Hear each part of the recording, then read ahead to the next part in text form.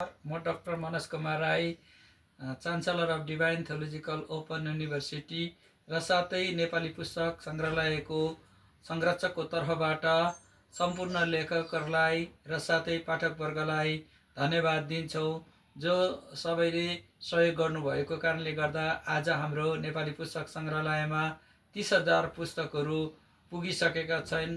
उपयुक्त पुस्तकमा हामीले स्टाम्प लगाउने काम पनि सम्पूर्ण हाम्रो स्टाफहरूद्वारा नेपाली पुस्तक सङ्ग्रहालयमा 30,000 पुस्तकमा स्टाम्प लगाइसकेका छन् भने र साथै अझै पनि पुस्तकहरू आइरहेको छन् आसाम, दार्जिलिङ, कालिम्पोङबाट।